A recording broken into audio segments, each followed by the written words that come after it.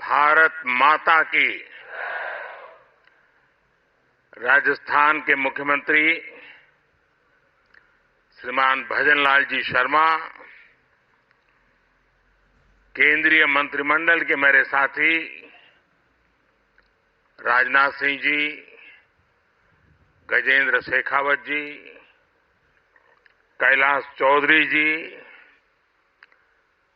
PSA professor Ajay Sood जी,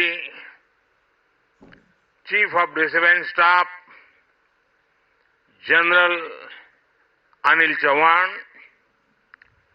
air chief marshal BR Chaudhari, navy chief admiral Hari Kumar, army chief general Manoj Pande, वरिष्ठ अधिकारीगण, तीनों सेनाओं के सभी वीर और यहां पधारे पोखरण के मेरे प्यारे भाई और बहनों, आज हमने जो दृश्य देखा, अपनी तीनों सेनाओं का जो पराक्रम देखा, वो अद्भुत है। आसमान में ये गर्जना, जमीन पर ये जांबाजी, चारों दिशाओं में गूंजता है विजय घोष।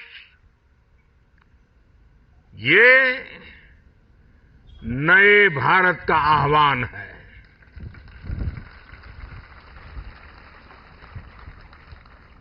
आज हमारा पोखरण एक बार फिर भारत की आत्मनिर्भरता, भारत का आत्मविश्वास और भारत का आत्मगौरव, इस त्रिवेणी का साक्षी बना है। यही पोखरण है जो भारत की परमाणु शक्ति का साक्षी रहा है, और यहीं पर हम आज स्वदेशीकरण से सशक्तिकरण, उसका दम भी देख रहे हैं। भारत, आज पूरा देश भारत शक्ति का ये उत्सव शौर्य की भूमि राजस्थान में हो रहा है, लेकिन इसकी गूंज सिर्फ भारत में ही नहीं, पूरी दुनिया में सुनाई दे रही है। साथियों, कल ही भारत ने MIRV आधुनिक टेक्नोलॉजी से लैस लंबी दूरी की क्षमता वाली अग्नि 5 मिसाइल का परीक्षण किया है। दुनिया के बहुत ही कम देशों के पास इस तरह की आधुनिक टेक्नोलॉजी है,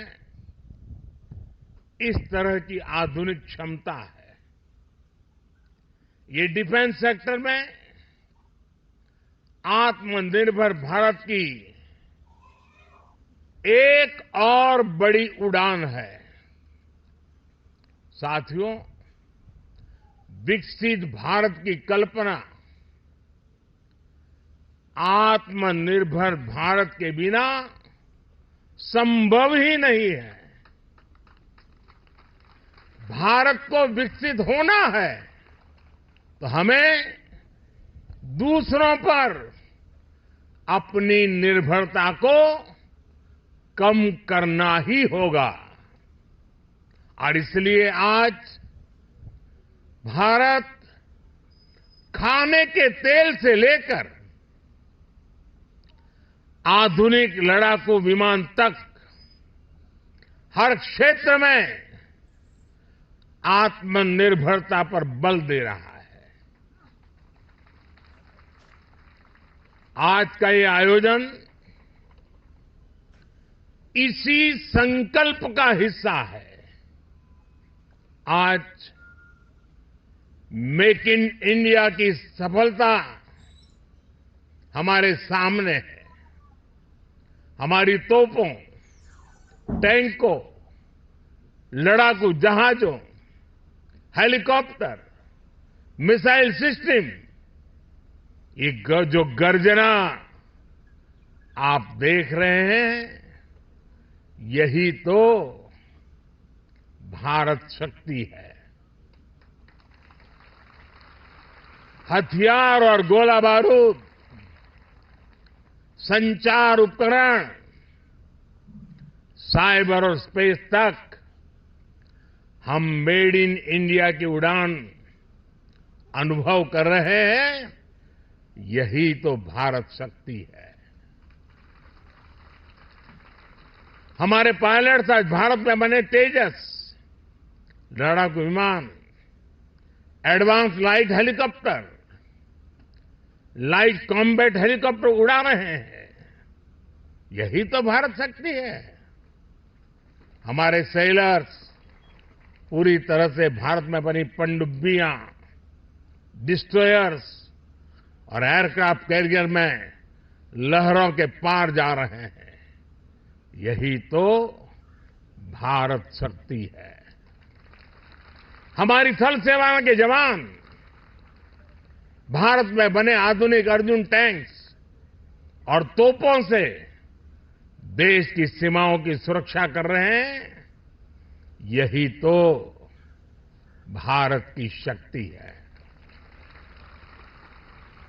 साथियों, बीते 10 वर्षों में हमने देश को रक्षा क्षेत्र में आत्मनिर्भर बनाने के लिए एक के बाद एक बड़े कदम उठाए हैं।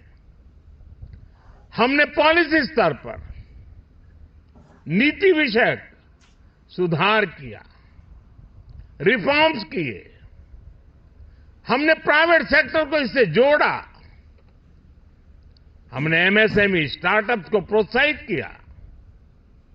आज देश में उत्तर प्रदेश और तमिलनाडु में डिफेंस कॉरिडोर्स बन रहे हैं।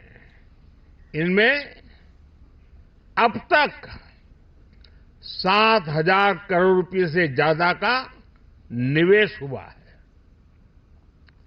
आज हेलीकॉप्टर बनाने वाली एशिया की सबसे बड़ी फैक्ट्री भारत में काम करना शुरू कर चुकी है। और आज मैं अपनी तीनों सेनाओं को भी बधाई दूंगा। हमारी तीनों सेनाओं ने सैकड़ों हथियारों की लिस्ट बनाकर तय किया कि अब वो इन्हें बाहर से नहीं मंगाएगी। हमारी सेनाओं ने इन हथियारों के भारतीय इकोसिस्टम को सपोर्ट किया। मुझे खुशी है कि हमारी सेनाओं के लिए सैकड़ों सैन्य उपकरण अब भारत की कंपनियों से ही खरीदे जा रहे हैं। 10 वर्ष में लगभग 6 लाख करोड़ रुपए के रक्षा उपकरण स्वदेशी कंपनियों से खरीदे गए हैं। इन 10 वर्षों में देश का रक्षा उत्पादन 2 गुना से भी ज्यादा यानी 1 लाख करोड़ रुपए से अधिक हो चुका है। और इसमें हमारे नौजवान भी अहम भूमिका निभा रहे हैं। पिछले 10 वर्षों में 150 से ज्यादा नए डिफेंस स्टार्टअप शुरू हुए हैं। इनको हमारी सेनाओं ने 1800 करोड़ रुपए का ऑर्डर देने का निर्णय लिया है। साथियों, रक्षा जरूरतों में आत्मनिर्भर होता भारत सेनाओं में आत्मविश्वास की भी गारंटी है। युद्ध के समय जब सेनाओं को पता होता है कि जिन हथियारों का वो इस्तेमाल कर रही है वो उनके अपने हैं, वो कभी भी कम नहीं पड़ेंगे, तो सेनाओं की ऊर्जा कई गुना बढ़ जाती है। बीते 10 वर्षों में भारत ने अपना लड़ाकू हवाई जहाज बनाया है। भारत ने अपना एयरक्राफ्ट कैरियर बनाया है। C-295 ट्रांसपोर्ट एयरक्राफ्ट भारत में बनाए जा रहे हैं। आधुनिक इंजन का निर्माण भी भारत में होने वाला है। और आप जानते हैं, कुछ दिन पहले ही कैबिनेट ने एक और बड़ा फैसला लिया है। अब 5th जनरेशन लड़ाकू विमान भी हम भारत में ही डिजाइन, डेवलप और मैन्युफैक्चर करने वाले हैं। आप कल्पना कर सकते हैं कि भविष्य में भारत की सेना और भारत का डिफेंस सेक्टर कितना बड़ा होने वाला है। इसमें युवाओं के लिए रोजगार और स्वरोजगार के कितने अवसर बनने वाले हैं। कभी भारत दुनिया का सबसे बड़ा डिफेंस इंपोर्टर हुआ करता था। आज भारत डिफेंस सेक्टर में भी एक बड़ा निर्यातक बनता जा रहा है। आज भारत का डिफेंस एक्सपोर्ट 2014 की तुलना में 8 गुना से ज्यादा बढ़ चुका है। साथियों, आजादी के बाद से एक दुर्भाग्य ये रहा कि जिन्होंने दशकों पर देश पर शासन किया, वो देश की सुरक्षा को लेकर गंभीर नहीं रहे।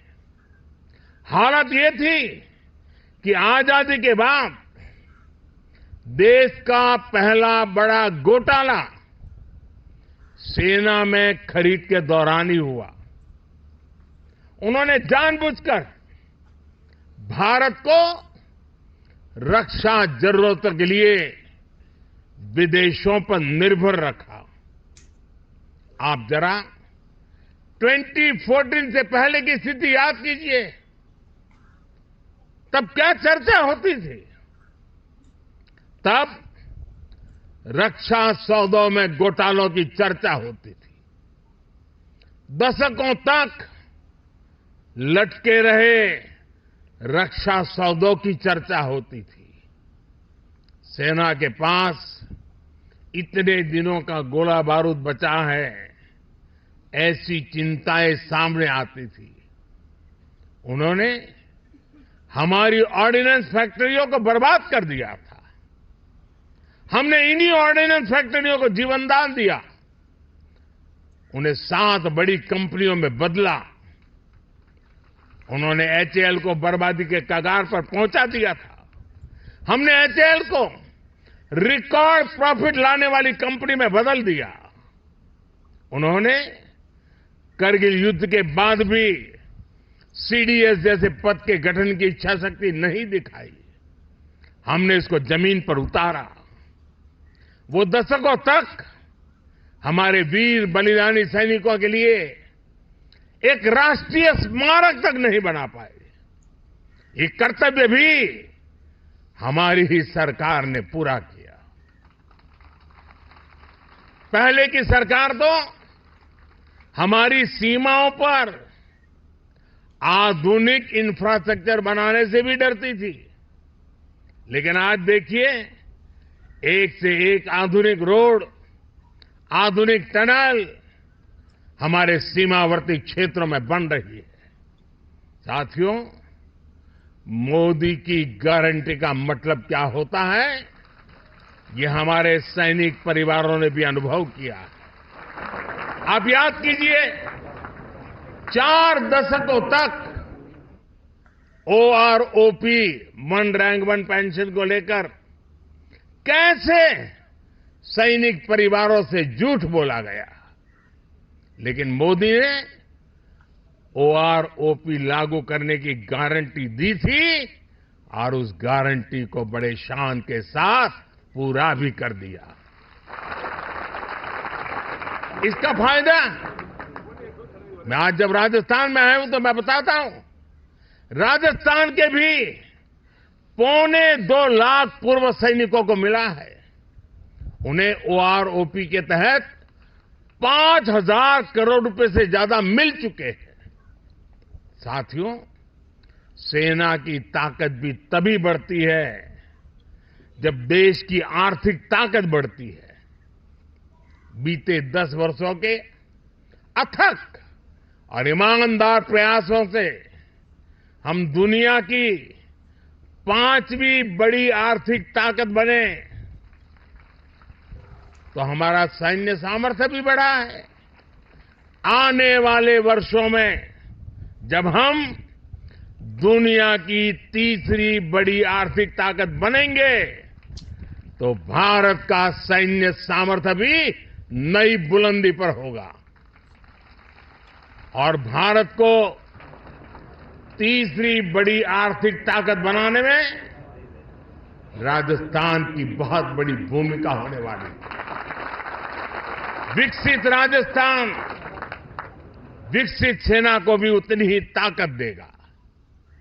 इस विश्वास के साथ भारत शक्ति के सफल आयोजन की फिर से एक बार मैं आप सबको और तीनों सेनाओं के द्वारा संयुक्त प्रयास को हृदय की गहराई से बहुत बहुत बधाई देता हूं। मेरे साथ बोलिए, भारत माता की, भारत माता की, भारत माता की। बहुत बहुत धन्यवाद।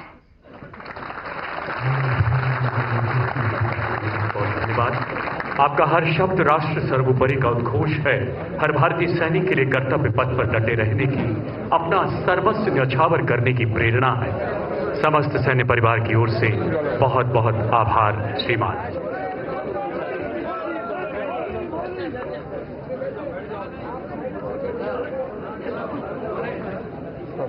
मोदी